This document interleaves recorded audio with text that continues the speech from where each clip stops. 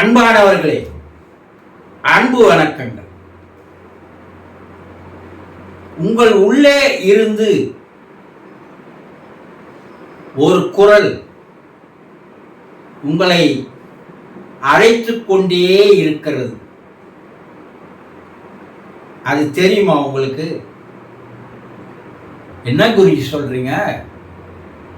எங்களுக்கு உள்ள இருந்து ஒரு குரல், ஒரு சத்தம், ஒரு ஒலி, ஒரு சவுண்டு எங்களை அழைச்சிட்டே இருக்கா. இது வரைக்கும் நாங்கள் கேள்விப்பட்டதே இல்லையே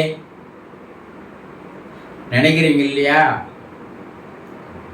ஆனா நீங்கள் பிறந்ததிலிருந்து அந்த நிமிடம் முதல் நீங்கள் இறக்கின்ற வரை உங்கள் உள்ளே இருந்து ஒரு குரல் உங்களை அழைத்து கொண்டே இருக்கிறது. நீங்க தான் அந்த குரலுக்கு செவி சாய்ப்பதில்லை. ஒரு சிலர் சொல்லுவாங்க, எவ்வளவுதான்டா சத்தமா கூப்பிடுறது, செவடனா நீ சொல்றாங்கல்ல. உண்மையில நீங்க செவடனா தான் வாழ்ந்து வரீங்க. ஏன்னா வெளியே இருக்கிற குரல் எல்லாம் கேட்குறீங்க, உங்களுக்குள்ள இருக்கிற குரலை உங்களால் என்ன பண்ண முடியல, கேட்க முடியல. அதை கேட்க ஆரம்பித்து விட்டால் வாழ்க்கையில உங்களுக்கு எல்லாமே கிடைக்கும். அப்படியா? அன்னைக்கு கேட்கலாம், அது என்ன குரல் குருஜி? அதை நாங்க தெரிஞ்சுக்கிறோம், நாங்களும் கேட்பதற்கு முயற்சி பண்றோம். இதுல யாருன்னா உங்களுக்கு ஒருத்தர் ரெண்டு பேருக்கு அந்த எண்ணம் வரும் இல்லையா? அந்த குரல் தான் இறைவனின் குரல், ஆண்டவனின் குரல், தெய்வத்தின் குரல், கடவுளின் குரல். நீங்க எங்கெல்லாம் போய் தேடி அலையறீங்க பாரு, அவன் உங்களுக்குள்ள இருந்து உங்களை கூப்பிட்டுக்கினேங்கிறான். ஆனா நீங்க தான் அதை கேட்கறதே இல்லை. எங்கெங்கே தேடி அலையறீங்க, எல்லா கோயிலுக்கு போறீங்க, எங்க ஓடுறீங்க, என்ன பண்றீங்க? ஒரு கோயில விடுறீங்களா சொல்லுங்க? ஒரு கடவுளை விடுறீங்களா சொல்லுங்க? கட்சி மாறுற மாறி மாறி மாறி மாறி போறவங்க மாதிரி கடவுளை மாறி மாறி மாறி மாறி போய் கும்பிட்டுன்னு இருக்கீங்களே. ஆனா அவன் உங்களுக்குள்ள இருக்கிறானே, அதை ஏன் தெரிஞ்சுக்கிறதுக்கு முயற்சியே பண்றது இல்லை? அந்த குரல் எப்ப ஆரம்பிச்சது? என்றில இருந்து அந்த குரல் தான் இந்த உலகத்தையே இயக்குகிறது. 460 கோடி ஆண்டுகளுக்கு முன்னால் இந்த உலகம் உருவானதாக விஞ்ஞானிகள் கூறுகிறார். எவ்வளவு? 460 கோடி ஆண்டுகளுக்கு முன்னால் இந்த உலகம் எப்படி இருக்கும் விஞ்ஞானிகள் சொல்றான். என்னன்னா, இந்த உலகம் இருட்டாக இருந்தது. இந்த சூரியன் வர்றது, நிலவு வர்றது, சந்திரன் வர்றது, இதெல்லாம் அப்ப கிடையாது. ஒரு சூன்யம் தான், இருள் தான். அந்த இருள்ல ஒரு பொருள் ஆடாது அசையாது இருந்தது. அந்த பொருளை தான் நம்ம முன்னோர்கள் ஆதி மூலம், ஆதி பகவன், முதற்றே உலகு திருவள்ளுவர் சொல்றார். அந்த பொருள் தனக்குத்தானே அசைய ஆரம்பித்து அதிலிருந்து ஒரு சக்தியானது வெளியே வந்தது. இது விஞ்ஞானிகள் கண்டுபிடிப்பு. ஆனா இத பல ஆயிரம் ஆண்டுகளுக்கு முன்னாடியே நம்முடைய முன்னோர்கள் சொல்லிட்டாங்க. என்னன்னா, சிவம் சக்தி. இந்த பொருள் அசைய ஆரம்பித்தது பார், அதிலிருந்து ஒரு அதிர்வானது, ஒரு பிரீக்குவன்சியானது, ஒரு அலைவரிசையானது ஏற்பட்டது. அந்த அதிர்விலிருந்து ஒரு ஒலியானது, சத்தமானது, குரலானது வெளியே வந்தது. அந்த சத்தத்தை தான் நம்முடைய முன்னோர்கள் ஆதிக்குரல் என்று சொன்னார்கள். அதை நம் முன்னோர்கள் பிரணவ நாசம் என்று சொன்னார்கள். கதை கேட்குறீங்க, சினிமா பார்க்குறீங்க. சிவனுக்கே முருகன் அந்த பிரணவநாதத்தை காதுல ஓதனான்னு கதை. ஆனா கதை கேட்கிறோம், அது என்ன பிரணவநாதம் அண்ணா? அதுதான் ஆதி குரல், அதுதான் உயிர் குரல், ஜீவனின் குரல், கடவுளின் குரல், தெய்வத்தின் குரல். இதை என்ன சொல்றான் விஞ்ஞானிகள்? ஃப்ரீ மார்ஷியல் சவுண்ட், ஓங்கார நாதம்.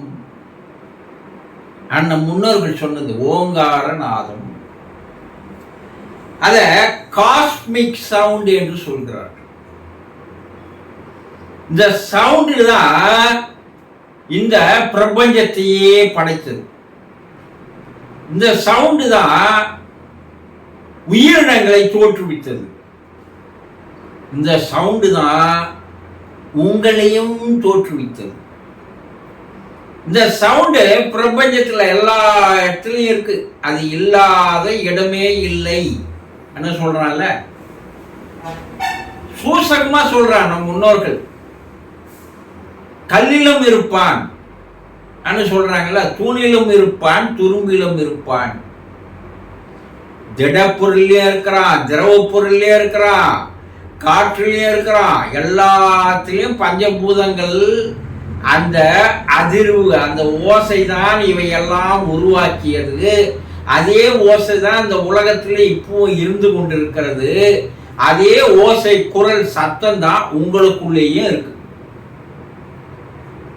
இதை விஞ்ஞானம் மிக தெளிவாக கூறுகிறது.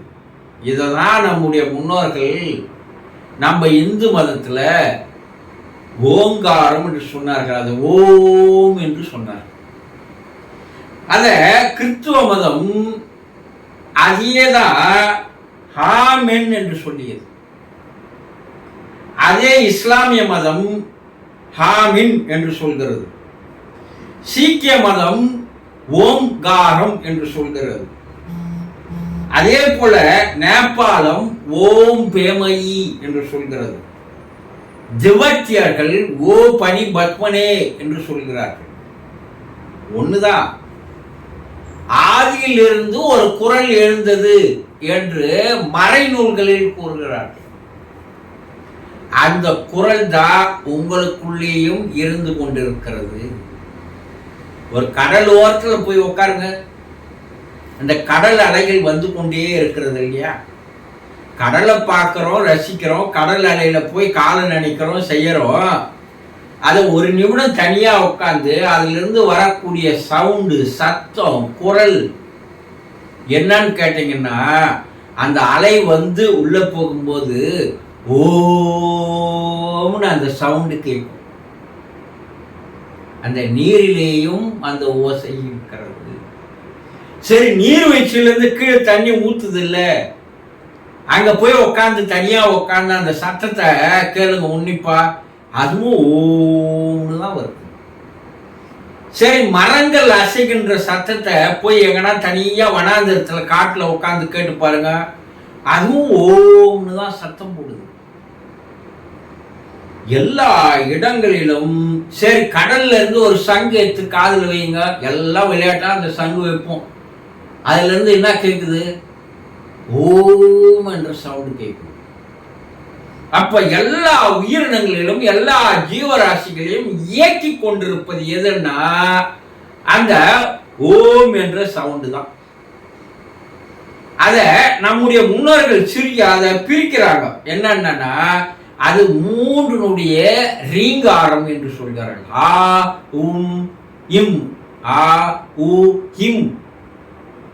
இத குழந்தை பிறந்தது இல்லையா, அது முதல்ல பேசும்போது என்ன வார்த்தை பாருங்க, இந்த 3 வார்த்தை தான் வரும். இந்த 3 ரீங்காரம் தான் வரும், ஆ உ இம் என்று. அப்ப குழந்தையிலேயே அந்த ரீங்காரம் இருக்கிறது. அதே சவுண்டு தான் உங்களுக்குள்ள இருக்கு. நீங்க அது கேட்கறது இல்லை. இறைவன் எங்கேயோ இருக்கிறான்னு நினைக்கிறீங்க. அத நீங்க 2 கண்ணு, 2 காது, 2 மூக்கு, வாயை மூடி அமர்ந்து உங்களுக்குள்ள அந்த மனசை எடுத்துட்டு போங்க உள்ள. உள்ளே உங்க மனம் செல்ல செல்ல செல்ல செல்ல உங்க உயிரினுடைய ஒளியானது மெதுவாக கேட்க ஆரம்பிக்கும். இப்ப இறைவனோடு சேரணும், இறைவனுடைய அருளும் ஆசையும் கிடைக்கணும், எங்கடா வெளியே போய் தேர்ற நீ? அதுதான் சித்தர்கள் சொன்னா, இருக்கும் இடத்தை விட்டு இல்லாத இடம் தேடி எங்கெங்கோ அலைகின்றாய் ஞான தங்கமே, நீ ஏதும் அறியாதவரடி ஞான தங்கமே. என்ன வார்த்தைகள் பாருங்க. நான் படிச்சுவேன்னு மாத்தட்டுறீங்களே, இத படிச்சிருக்கீங்களா? இல்லையே. ஆனா எவ்வளவு பெரிய படிப்பட்சம் எங்க போய் நின்னுறான்? கோயில்ல போய் நிக்கிறான். சரி, கோயில்ல அதை உணர்த்துறாங்க. எப்படி உணர்த்துறாங்க? உனக்கு மணி அடிக்கிறாங்க இல்லையா? அந்த மணி அடிச்சு விட்ட பிற்பாடு அந்த மணியினுடைய ரீங்காரும் என்ன ஓசையில வருது பாரு. சித்தர்கள் எதுக்கு கோயில்ல மணியை வச்சான்? திபத்தியர்கள் எதுக்கு கோயில்கள்ல மணியை, புத்த விகாரங்கள்ல பெரிய பெரிய மணியை வச்சான்? அந்த அதிர்வுகளை கேட்கும் போது உங்களுக்குள் ஒரு அதிர்வு தானாக எழும்ப ஆரம்பிக்கும். ஒரு மியூசிக் கருவி நீங்க வச்சுட்டு பக்கத்துல ஒரு பொருளை, திடப்பொருளை வச்சுட்டு இந்த மியூசிக் கருவியை வாசிச்சீங்கன்னா அந்த இசைக்கருவிலிருந்து வருகின்ற அதிர்வுகள் அந்த திடப்பொருளை அசைவதை நீங்க பார்க்கலாம். எப்பா இந்த மணி வைக்கிறது எல்லாம், அந்த மணி சவுண்டு கேட்டா உங்களுக்குள்ள இருக்கிற அந்த அதிர்வுகள் தானாக எழ வேண்டும். அந்த அதிர்வுகளை நீங்கள் கவனித்தால் இறைவனோடு நீங்க ஒன்று சேர்கிறீர்கள். இதெல்லாம் எவ்வளவோ பெரிய ரகசியங்களை வைத்திருக்கிறார்கள். எதோ போறது, கருவறையை பார்க்கறது, சிலையை போட்டுக்கிறது, ஒன்னும் பாதியமா பிரார்த்தனை பண்ணிட்டு வந்து கடவுளையே நான் சொல்றது கேட்கலையே, அவனுக்கு காதே இல்லையோ கண்ணே இல்லையோ, என்னன்னா பழிய போட்டு புலம்பி இருக்கிறீங்க வாழ்க்கை பூரா. உனக்குள்ளே இருக்கின்ற அந்த உயிர் குரலை, அந்த ஜீவநாதத்தை, அந்த ஜீவ சத்தத்தை தனியாக ஒரு அறையில உட்கார்ந்து நிதானமாக உங்க மன அலைன்மெண்ட்டை கொஞ்சம் கொஞ்சமா குறைச்சிக்கினே வந்தீங்கன்னா அந்த சத்தமானது கொஞ்சம் கொஞ்சமா உங்களுக்கு உறக்க கேட்க ஆரம்பிக்கும். அப்ப என்னன்னா, பிரபஞ்ச அலைவரிசையானது, அந்த ஃப்ரீக்குவென்சியும் உங்க ஃப்ரீக்குவென்சியும் ஒன்று சேர்கிறது. உங்க ஃப்ரீக்குவென்சிய மன அலைவரிசையானது நிசப்தமாகி இறக்கும் போது இறை அலைவரிசையானது, ஓங்கார நாதமானது உங்களுக்குள் உடம்புல ஒலித்து கொண்டே இருக்கும் போது இறைவன் உங்களை புனிதப்படுத்துகிறான், இறைவன் உங்களை தூய்மைப்படுத்துகிறான், இறைவன் உங்களை குணங்களால் உயர்த்துகிறான், இறைவன் உங்களுடைய நடவடிக்கைகளை செயல்படுத்துகிறான், இறைவன் உங்களுக்கு தேவையான அனைத்தையும் கொண்டு வந்து ஒரு குழந்தைக்கு ஊட்டுவது போல உங்களுக்கு ஊட்டுகிறான். இதெல்லாம் தெரிஞ்சு கொள்ளாத எங்கெங்கோ அலைஞ்சிங்கன்னா அதனால எந்த பயனும் இல்லை. எத்தனை பிறவி எடுத்தாலும் பைசாவுக்கு பிரயோஜனம் இல்லை. இதைதான் நம்முடைய முன்னோர்கள் தியானத்தின் மூலமாக அந்த குரலை கேட்க ஆரம்பித்து விடுங்கள். அது மூலமா கிடைக்கிற இன்பங்கள், சந்தோஷங்கள், ஆனந்தங்கள், மகிழ்ச்சிகள், அதிபரவச பேரானந்த நிலை என்பது உயர்ந்த யோக நிலைக்கு உங்களை அழைத்து செல்கிறது.